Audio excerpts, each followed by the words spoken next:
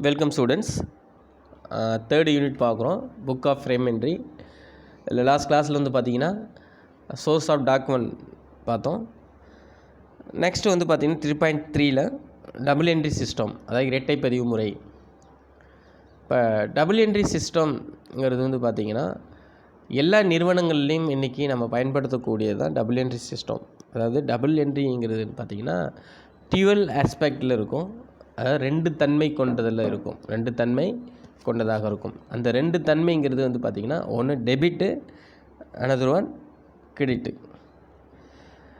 அதாவது two concept, அதாவது dual aspect concept or double entry system. அதாவது என்ன சொல்கிறாங்கன்னா டெபிட் ஈக்குவலண்ட் கிரெடிட் இருக்கும்னு சொல்கிறாங்க.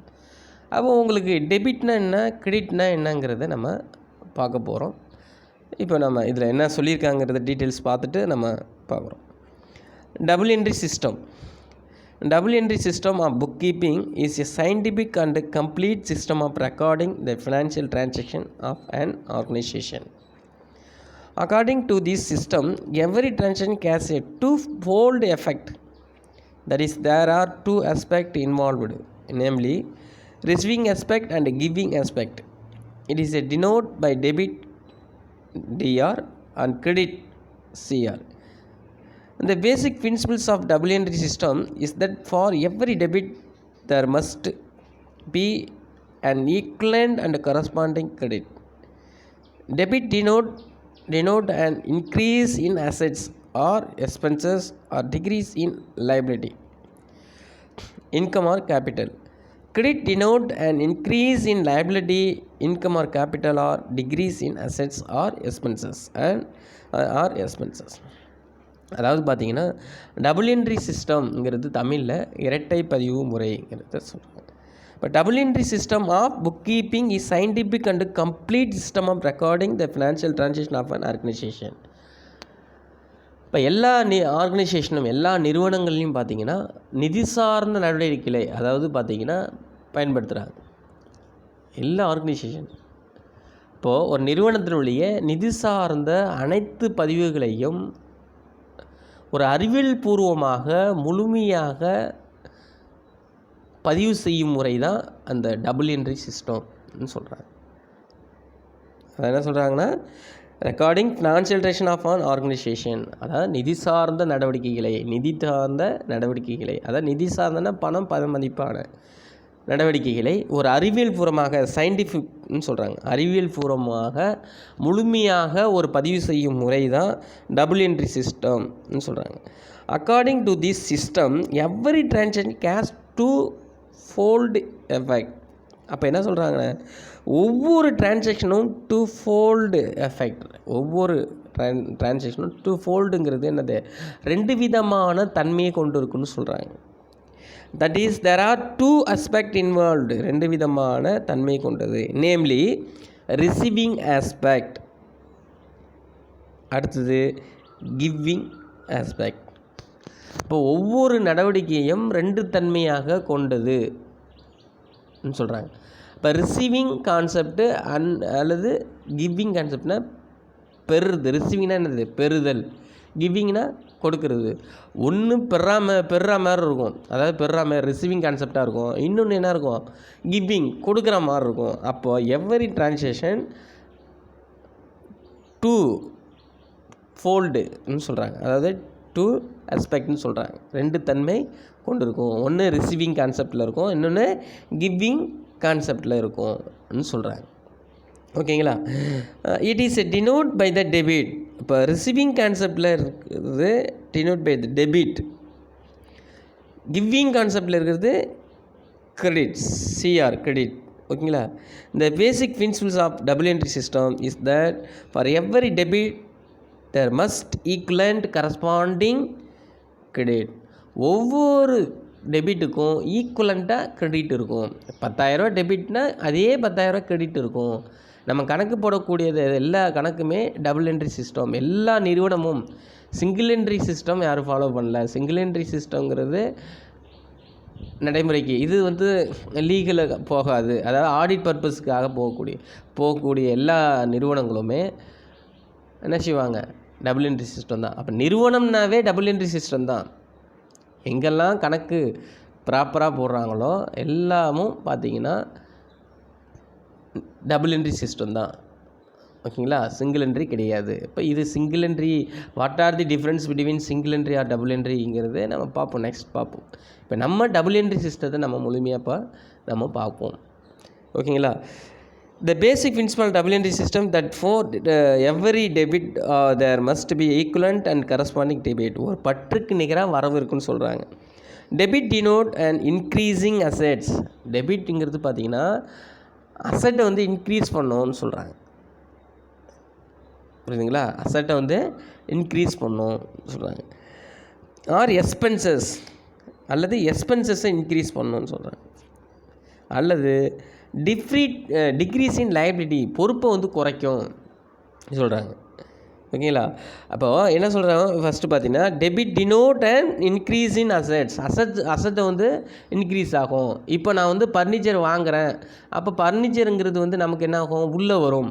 அப்போ வாங்கும்போது என்ன ஆகும், உள்ளே வரும். ஃபர்னிச்சர் உள்ளே வரும்னா என்ன, நம்ம பிஸ்னஸ்க்குள்ளே வரும். புரியுதுங்களா. அப்போ ஃபர்னிச்சர் உள்ளே வரும்போது என்ன ஆகும், அசட்ஸு இன்க்ரீஸ் ஆகும். அசட்டு இன்க்ரீஸ் ஆகும். அப்போ அசட் இன்க்ரீஸ் ஆகும். ஓகேங்களா. இப்போ அசட் இன்க்ரீஸ் ஆகிறது என்ன புரிஞ்சிக்கணும். இப்போ நான் வந்து பிஸ்னஸ் பண்ணுறேன். இப்போ பிஸ்னஸில் நான் வந்து ஒரு அசட் வாங்குறேன்னா என்ன ஆகும், இன்க்ரீஸ் ஆகும். அப்போ அசட் இன்க்ரீஸ் ஆகும்போது டெபிட் வைப்போம். எதை, ஃபர்னிச்சரை டெபிட் வைப்போம். அடுத்தது என்ன சொல்கிறாங்க, எக்ஸ்பென்சஸ் இன்க்ரீஸ் ஆகும். எக்ஸ்பென்சஸ் இன்க்ரீஸ் ஆகுனா என்ன, நான் வந்து சேலரி கொடுக்குறேன், இல்லை அதர் எக்ஸ்பெண்டிச்சர் ஏதோ பண்ணுறேன், புக்ஸ் வாங்குகிறேன், மெட்டீரியல் வாங்குகிறேன். அப்போ என்ன ஆகும், கேஷ் வெளில போகும்.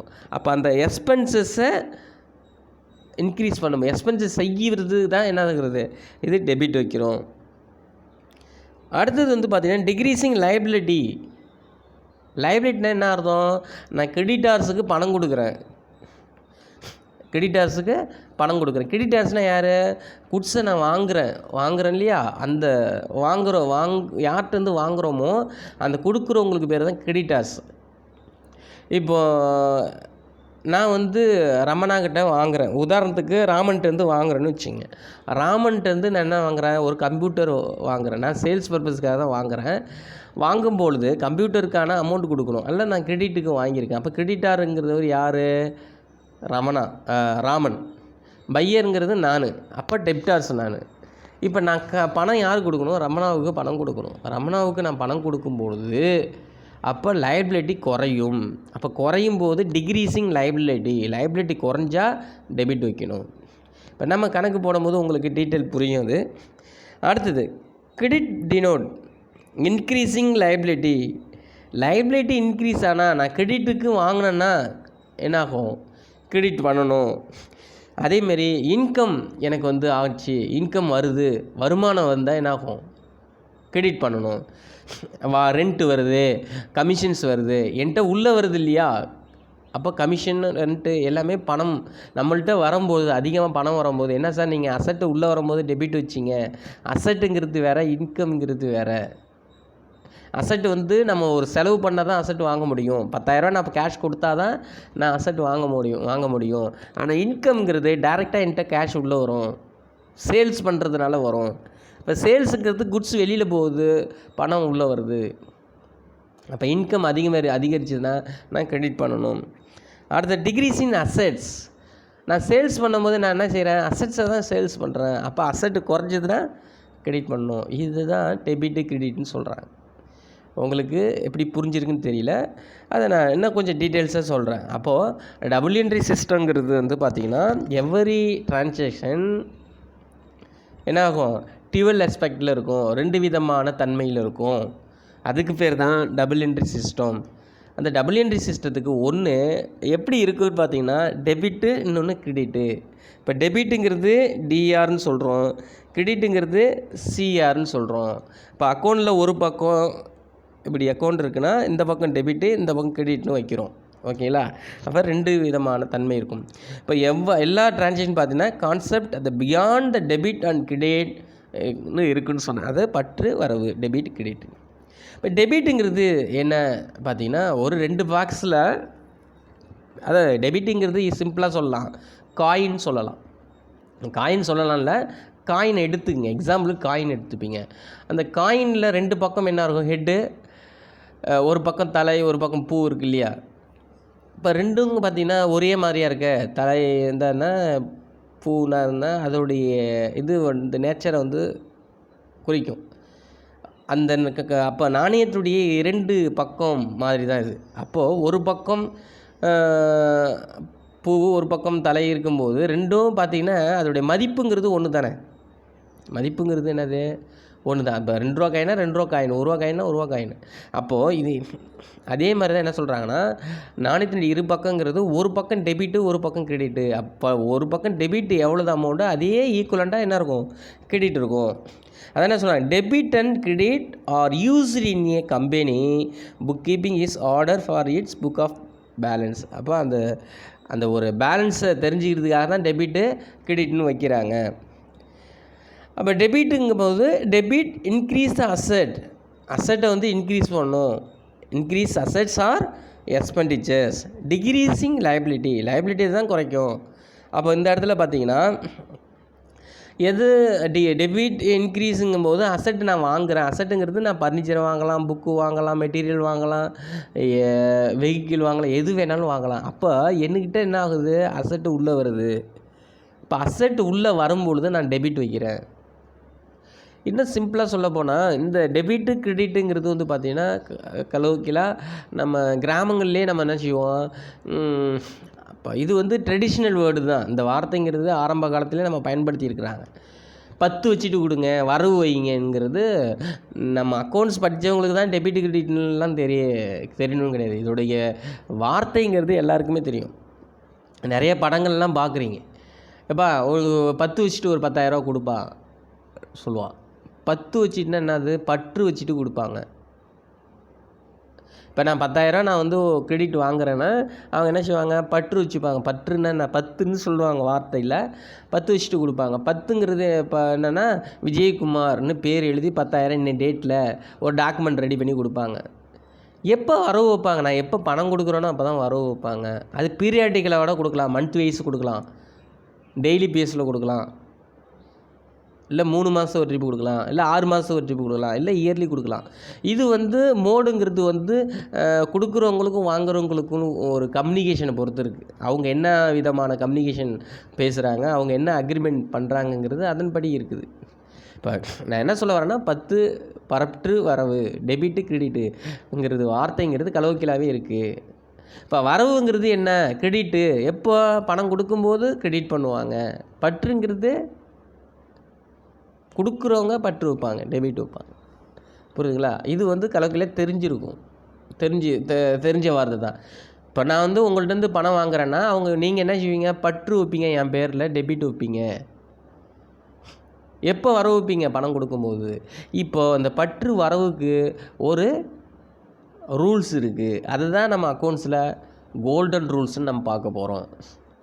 நம்ம நெக்ஸ்ட்டு கோல்டன் ரூல்ஸ் நம்ம வரும்போது நம்ம டீட்டெயிலாக பார்ப்போம். அந்த கோல்டன் ரூல்ஸில் அக்கௌண்ட்ஸை வந்து கிளாஸிஃபை பண்ணியிருப்பாங்க. பர்சனல் அக்கௌண்ட் என்ன, ரியல் அக்கௌண்ட் என்ன, நாமினல் அக்கௌண்ட்னா, இப்படி நேச்சர் ஆஃப் அக்கௌண்ட்டில் பர்சன் என்ன, ரியல் என்ன, நாமினல்னா அதுக்கு ரூல்ஸ் இருக்கும். அதை நம்ம பார்ப்போம். இப்போது பற்று வரவுங்கிறதுக்கு நான் பார்த்துக்கிட்டு இருக்கோம். அப்போது டெபிட்டுங்கிறது வந்து பார்த்திங்கன்னா அசட்டை இன்க்ரீஸ் ஆகும், எக்ஸ்பென்சஸும் இன்க்ரீஸ் ஆகும், லைபிலிட்டியை டிக்ரீஸ் பண்ணுங்கிறது டெபிட்டு. கிரெடிட்டுங்கிறது அதோட ஆப்போசிட்டு. இன்க்ரீஸ் பண்ணுறதுன்னா அசட்டை, இங்கே டிக்ரீஸ் பண்ணும் அசட்ஸை. புரியுதுங்களா? அப்போ a credit is always position on the right side of the entry. அதாவது பார்த்திங்கன்னா கிரெடிட்டுங்கிறது வந்து பார்த்திங்கன்னா நம்மளுடைய இதில் ரைட் சைடில், டெபிட்டுங்கிறது வந்து பார்த்திங்கன்னா லெஃப்ட் சைடில் இருக்கும். இது வந்து அக்கௌண்ட் ஹேண்டில் பண்ணும்போது இந்த காமிச்சிருக்கேன் இல்லையா, இது தான் என்னது, நம்ம இது வந்து ரைட் சைடு, இது வந்து லெஃப்ட் சைடு. இது லெஃப்ட் சைடில் இருக்கும், இது ரைட் சைடில் இருக்கும்னு நான் சொல்ல வந்தேன். ஓகேங்களா? அடுத்தது இது வந்து என்ன ஆகும் பார்த்திங்கன்னா இன்க்ரீஸிங் லைபிலிட்டியை வந்து இன்க்ரீஸ் பண்ணும். அப்போ எங்கள் லைபிலிட்டி இன்க்ரீஸ் ஆகணும்னா நான் நிறைய கடன் வாங்கிகிட்டே இருக்குது. ரெவென்யூ எனக்கு வந்து வருமானம் வந்துக்கிட்டே இருக்குது. டிக்ரீசிங் அசட்டை வந்து குறைக்கும். நான் சேல்ஸ் பண்ணுறதுனால அசட்டு குறையுது. எக்ஸ்பென்சஸ் புரியுதுங்களா? இதுதான் வந்து பார்த்தீங்கன்னா credit. when recording a transaction every debit entry must have been corresponding credit entry for the sum amount. என்ன டெபிட் பேலன்ஸ் இருக்கோ அதுதான் என்ன இருக்கும், கிரெடிட் பேலன்ஸ் இருக்கும். அதான் கரஸ்பாண்டிங் சொல்கிறாங்க. Debit equivalent credit. அதுக்கு தான் நான் என்ன சொல்கிறேன், காயினை சொன்னேன். காயினில் 2 சைடு இருக்கு இல்லையா? அப்போது என்ன இங்கே இருக்கோ அதோடைய இதுதான் மதிப்பு அங்கே இருக்கும். இப்போ பூவாக இருக்கலாம், தலையாக இருக்கலாம், எது வேணாலும் இருக்கலாம். ஆனால் அதோடைய மதிப்புங்கிறது 2 ரூபீஸ்னால் 2 ரூபீஸ், 1 ரூபீஸ்னால் 1 ரூபீஸ் இல்லையா? அப்போது பற்று அமௌண்ட் எவ்வளோ இருக்கோ அதுதான் வரவு அமௌண்ட் இருக்கும். அதுதான் டெபிட் அமௌண்ட் என்னவோ ஈக்குவலன்ட் கிரெடிட்டு. அப்போ டபுள் என்ட்ரி சிஸ்டங்கிறது every transaction dual aspect double மோடில் இருக்கும். அப்போது டெபிட் ஈக்குவலன்ட் கிரெடிட்டு. டெபிட்டுக்கு டிஆர், கிரெடிட்டுக்கு சிஆர்னு சொல்லுவோம். ஓகேங்களா? அடுத்தது அப்படியே டூ யூ நோவில் பாருங்கள். Debit DR is abbreviation of adaptor the Italian word defer. அதாவது பற்றுக்கு வந்து என்ன செய்கிறாங்கன்னா பான் தமிழில் எழுதுவோம். அதாவது பார்த்திங்கன்னா தமிழில் எழுதும் பொழுது பான்னு எழுதுவோம், இங்கிலீஷில் எழுதும் போது டிஆர்னு எழுதுவோம். ஓகேங்களா? அப்போது இந்த டெபிட் வார்த்தைங்கிறது பற்றுங்கிறது டிஆர் குறிக்கும், வரவுங்கிறது வான்னு குறிக்கும். அதுக்கு வந்து சிஆர்னு பேர். புரியுங்களா? இது வந்து பார்த்திங்கன்னா இங்கிலீஷில் அதாவது என்ன சொல்கிறாங்கன்னா இது வந்து லேஷன் வேர்டு, லத்தீன் வேர்டுன்னு சொல்கிறாங்க. அதாவது மீனிங் டெபிட்டு, அதாவது பற்றுன்னு பேர். மீனிங்கிறது வந்து பற்று. Hence there is no or in the world debit. ஆறு வந்து சொல்ல முடியாது. It has been abbreviated as DR based in the Italian and Latin word having this. இப்போ பற்று வரவு, பற்றுங்கிறது பான்னு சொல்லுவோம், இங்கிலீஷில் டிஆர்னு சொல்லுவோம். வரவு என்பது சிஆர்னு சொல்லுவோம், தமிழில் வான்னு சொல்லுவோம். இங்கிலீஷில் சொல்லும் போது நம்ம என்ன செய்வோம், டெட்டார், டிஆருக்கு டெட்டார், டிஆருக்கு டிஆர்னு சொல்லக்கூடாது, டெட்டார்னு சொல்லணும். இந்த சொல்லுங்கிறது வந்து எங்கேருந்து வந்து பார்த்திங்கன்னா இத்தாலி சொல்லிலிருந்து, அதான் இட்டாலியன் நேஷன் வேர்டு ஹேவிங். அதாவது பார்த்திங்கன்னா இத்தாலி சொல்லிலிருந்து அட்ஃபிட்ரே என்ற இத்தாலி என்ற சொல்லிலிருந்து டிஃப்ரே என்னும் லத்தீன் என்ற வார்த்தையிலிருந்து வந்தது. ஆங்கிலத்தில் வந்து பார்த்திங்கன்னா ஆர் இல்லை, ஆனாலும் இத்தாலி லத்தீன்லேருந்து இணைந்து வந்திருக்கு. அதான் டிஆர்னு சொல்லியிருக்காங்க, அதான் டியூன்னு சொல்லியிருக்காங்க. ஓகேங்களா? அடுத்தது டெஃபினேஷன். டபுள் என்ட்ரி சிஸ்டத்துடைய டெஃபினேஷன் என்ன சொல்லியிருக்காங்க பார்த்தீங்கன்னா, முன்ரோ அண்டு ஃபால்மர் இவங்க என்ன சொல்லியிருக்காங்க டபுள் என்ட்ரி சிஸ்டத்துக்கு பார்த்தீங்கன்னா, every transaction involving money or money worth. நம்ம டெஃபினேஷன் பார்க்குறோம். Every transaction involving money or money worth has two-fold aspect, the receiving of value on the one hand and the giving of the same value on the other. This two-fold nature in all transactions must be recorded in the book and this give rise to the term double entry bookkeeping. அதாவது every transaction involving money or money worth, ஒவ்வொரு நடவடிக்கையும் மணி or மணி ஒர்த்துனா என்ன, பணம் அல்லது பணம் சம்பந்தமான money worth has twofold aspect, ரெண்டு தன்மையை கொண்டு உள்ளது. ஒவ்வொரு நடவடிக்கையும் பணம் அல்லது பண மதிப்பான தன்மையை கொண்டு உள்ளது. இந்த தன்மைங்கிறது என்பது இரண்டு தன்மையை கொண்டு உள்ளது. அதான் டூ அஸ்பெக்ட், டூ ஃபோல்டுன்னு சொல்கிறாங்க. அதான் value on the one hand and giving and the same value on other. அப்போது ரெண்டு தன்மைங்கிறது பெறுதல் தன்மையாகவும் இன்னொரு தன்மைங்கிறது செலுத்தல் தன்மையும், அதாவது receiving concept and giving concept, 2 தன்மையே இதில் இருக்கும் சொல்கிறாங்க. All transaction must be recorded in the book and this give rice to the term double entry book keeping. இந்த 2 தன்மையும் பார்த்தீங்கன்னா ஒவ்வொரு அனைத்து அதாவது எல்லா நடவடிக்கைகளும் பார்த்தீங்கன்னா இந்த 2 தன்மை இருக்கும். இதை தான் நம்ம என்ன செய்கிறோம், பதிவு செய்கிறது தான் டபுள் என்ட்ரி சிஸ்டம்னு சொல்கிறோம். அதாவது முன்ரோ அண்டு ஃபால்மருங்கிறவர் என்ன சொல்கிறாங்கன்னா, அதாவது டெஃபினேஷன் டபுள் என்ட்ரி சிஸ்டத்துக்கு என்ன சொல்கிறாங்கன்னா, ஒவ்வொரு நடவடிக்கையும் பணம் அல்லது பண மதிப்பு தன்மையை கொண்டிருக்கும். இந்த மதிப்புங்கிறது, இந்த தன்மைங்கிறது ஒன்று ரிசீவிங் அல்லது கிவிங் தன்மை இருக்கும். இந்த தன்மையை இந்த டிரான்சாக்ஷன், இந்த நடவடிக்கைகளை பதிவு செய்யும் முறை தான் டபுள் என்ட்ரி சிஸ்டம்ங்கிறத சொல்கிறாங்க. புரியுதுங்களா?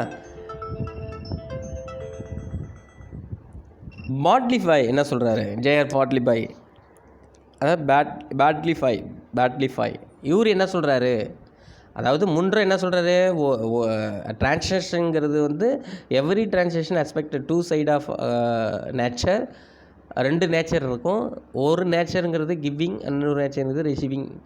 இதுதான் வந்து டபுள் என்ட்ரி சிஸ்டம்ங்கிறாரு. ஆனால் பேட்லிஃபை என்ன சொல்கிறாரு பார்த்தீங்கன்னா, எவ்ரி பிஸ்னஸ் டிரான்சாக்ஷன் என்ன சொல்கிறாருன்னா, every business transaction has twofold effect and there it affect to account in opposite direction, and if a complete record is to be made of each such transaction, it is necessary to debit one account and credit another account.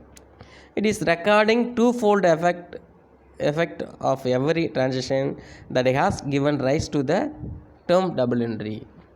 இவர் என்ன சொல்கிறாருன்னு பார்த்தீங்கன்னா, every business transaction has twofold effect and that the effect to account in the opposite direction and the complete record is to be made of each transaction is necessary to debit an account and credit another account சொல்கிறார்.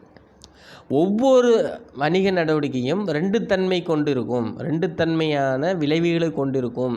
இந்த தன்மைங்கிறது 2 கணக்குகளை எதிர் திசையிலே பாதிக்கும்னு சொல்கிறார். இந்த 2 கணக்குகளும் எதிர் திசைங்கிறது என்னது, ஒரு திசை டெபிட்டு, இன்னொரு திசை என்னது கிரெடிட்டு. அப்போது இதை வந்து பார்த்திங்கன்னா பற்று, இன்னொன்று என்ன வரவு, இது வந்து அவசியம்னு சொல்கிறாங்க. அப்போ பேட்லிஃபை என்ன சொல்கிறாருன்னா, ஒவ்வொரு வணிக நடவடிக்கையும் 2 தன்மையான விளைவுகளை கொண்டிருக்கும். அதை என்ன சொல்கிறாரு, 2 அக்கௌண்ட் ஆப்போசிட் டைரக்ஷன் அண்டு இந்த கம்ப்ளீட் ரெக்கார்டு, அது முழுமையான தன்மையை கொண்டிருக்கும். அந்த முழுமையான தன்மைங்கிறது வந்து ஒன்று டெபிட்டு, இன்னொன்று கிரெடிட்டு, பற்று, இன்னொன்று வரவு, இது வந்து இருக்கும்னு சொல்கிறாரு. ஒன்று டெபிட்டு, இன்னொன்று கிரெடிட்டு, அனதர் அக்கௌண்ட்ங்கிறத சொல்கிறார். 2 விதமான விளைவுகளை கொண்டிருக்கும். அது முழுமையாக பதிவு செய்வதற்கான ஒரு கணக்கு சொல்கிறாரு. ஒன்று டெபிட்டு, இன்னொன்று கிரெடிட்னு சொல்கிறாரு. ஒவ்வொரு நடவடிக்கையும் 2 விதமான விளைவுக்கான பதிவு செய்வது தான் டபுள் என்ட்ரி சிஸ்டம்னு சொல்கிறார்.